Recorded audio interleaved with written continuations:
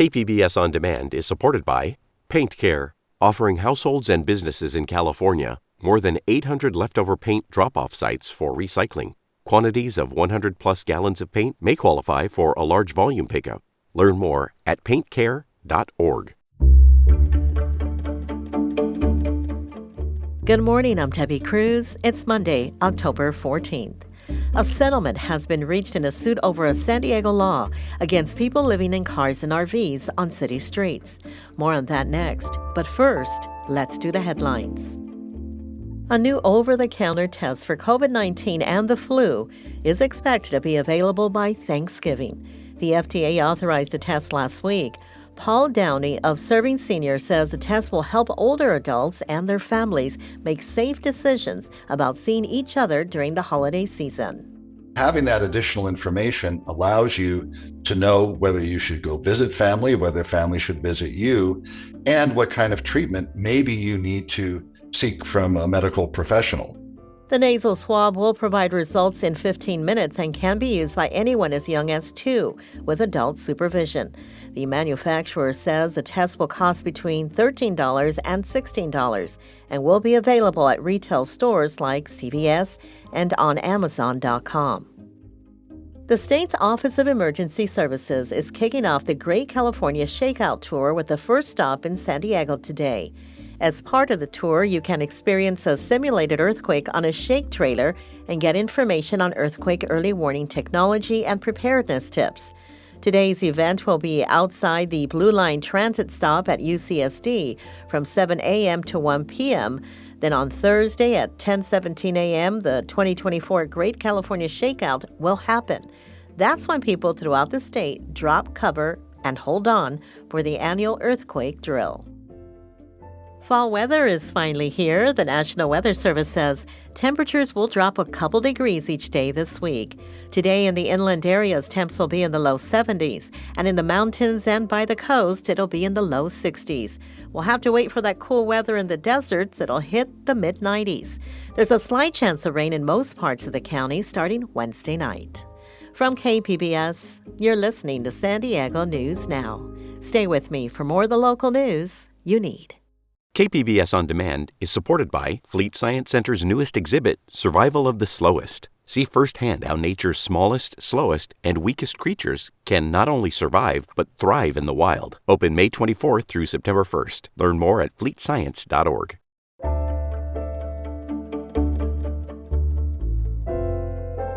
It's been 7 years, but a judge late last week okayed a class action settlement in a suit over a San Diego law against people sheltering in cars and RVs on city streets. In 2017, a group of unsheltered people and homeless advocacy groups sued the city over its vehicle habitation ordinance.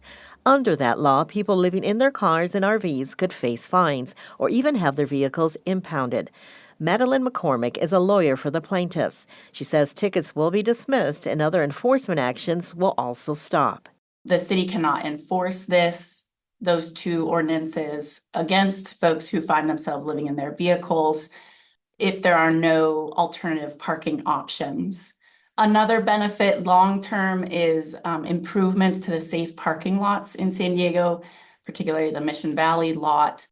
McCormick says it took 7 years to reach the settlement because of complicated issues surrounding the city's vehicle habitation laws.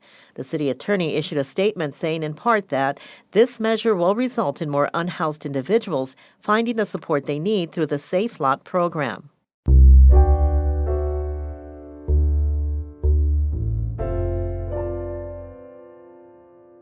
Project 2025 calls the Department of Education a one-stop shop for the woke education cartel. Public Matters investigative reporter Amitha Sharma says it could gravely impact local campuses. Project 2025 seeks to dismantle the Department of Education and have the Department of Justice enforce laws related to students with disabilities as well as civil rights protections. It would eliminate protections for LGBTQ students, and it would get rid of Head Start, a program that offers health services and helps feed young children living in poverty. San Diego Unified School District Board Vice President Cody Peterson says there is a racial element to Project 2025's proposals. If you see who's victimized by these efforts, they're predominantly, or at least disproportionately, students of color, families of color. The plan also advocates for universal private school choice, which Peterson says has been a long-standing goal of the conservative movement, with one aim. Moving $60 billion at the federal level is not how you destroy public education. You destroy it by essentially universalizing vouchers. Former President Donald Trump has renounced Project 2025, but he has also praised the Heritage Foundation, which wrote it. The organization declined an interview. Amita Sharma, KPBS News. A statewide effort called My Vote, My Health aims to increase turnout among low-income voters. Reporter Heidi DeMarco says health practitioners are involved. San Ysidro Health pediatrician Aldo Rodriguez is encouraging families to vote during routine checkups. He says civic participation is linked to better health outcomes. People that we've elected have made, big impacts in people's lives. Now being able to ensure that all children, regardless of their legal status, can receive health care. New data from the California Health Interview Survey show a connection between economic hardship, housing instability, and low civic engagement among vulnerable populations. Less than half of people facing housing insecurity or earning around $30,000 a year are voting regularly. That's compared to about 70% of people in more stable situations earning twice as much. Alejandra Perez is Director of Community Relations for San Ysidro Health. We can only support with about 20% of the overall health outcomes of a patient. The remaining 80% are influenced by factors that policies really drive. They will continue to educate the community until November 5th. Heidi DeMarco, KPBS News. If you live along the coast, anywhere between Carlsbad and Coronado, or inland in communities like Rancho Santa Fe, Rancho Penasquitos, Mira Mesa, or University City, you're in San Diego County's District 3. And you have a choice this election, whether to keep your current county supervisor or elect a new one. Reporter John Carroll looks at the candidates. Tara Lawson-Reamer is the current board member running for a second term. I'm a surfer, I'm a mom, and making sure we have clean water and a healthy environment is absolutely my top priority. Other big topics are affordable housing and homelessness. When I was elected, we had 0 county-supported shelter beds. Countywide, we now have over 900. Lawson-Reamer says she supports banning encampments as long as the focus is on getting people the help they need to get off the streets. She's being challenged by former San Diego Mayor Kevin Faulconer, who did not respond to multiple requests for an interview. His campaign website says he will aggressively build shelters and encourage builders to create neighborhood-appropriate housing. He also promises to protect the environment and make it less annoying for people to work with the government. The Board of Supervisors is nonpartisan, but Lawson-Reamer's election in 2020 made it majority Democrat. Faulconer is a Republican, and if he is elected, the board would go back to Republican control. John Carroll, KPBS News.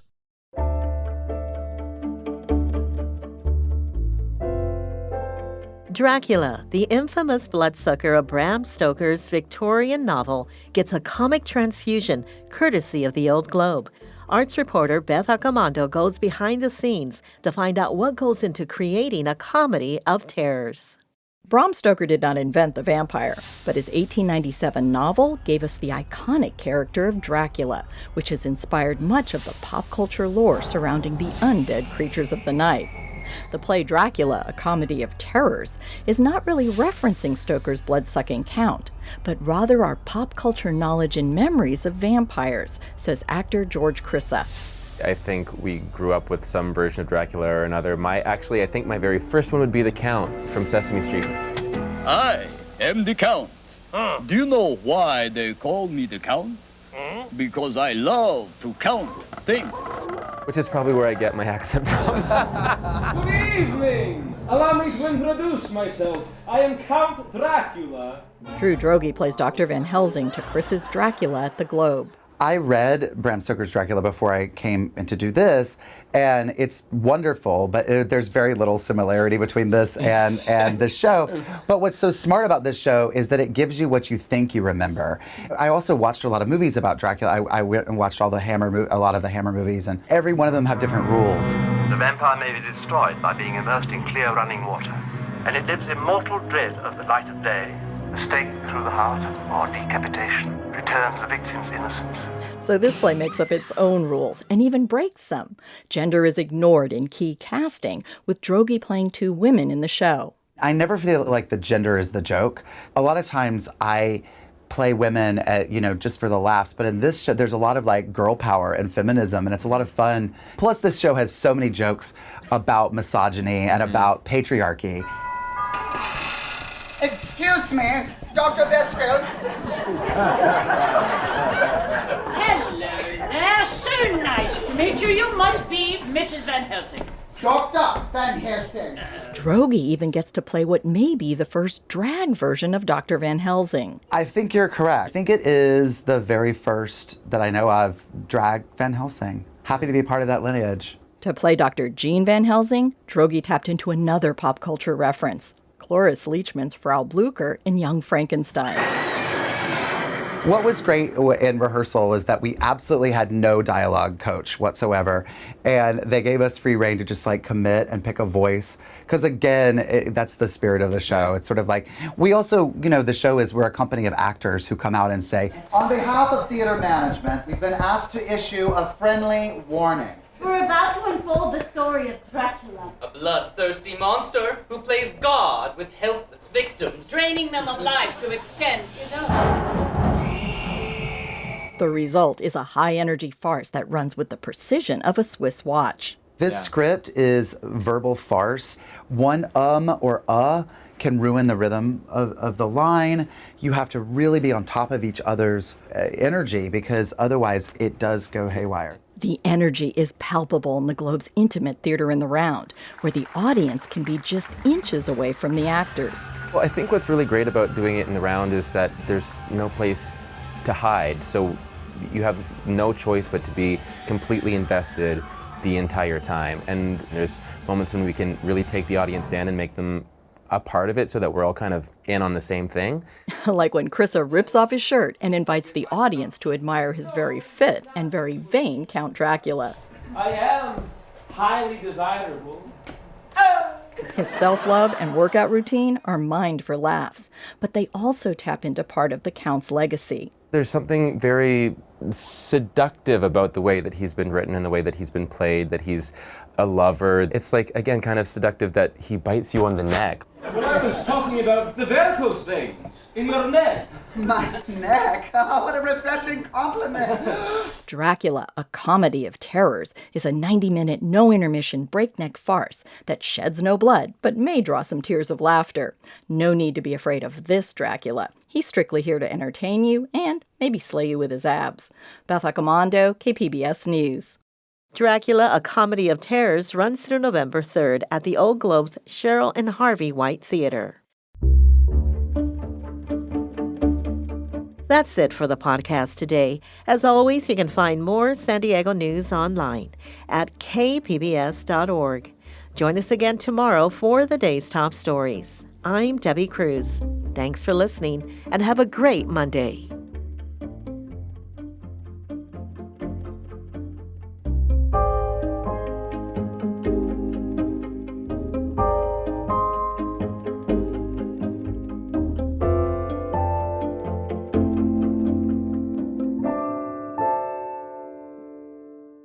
KPBS On Demand is supported by the National Conflict Resolution Center. Geopolitics, a divisive election year, and strained budgets are all topics that can create tension in the workplace. NCRC can help workplace leaders navigate polarizing issues with the Culture, Communication, and Conflict Certificate. More at ncrconline.com.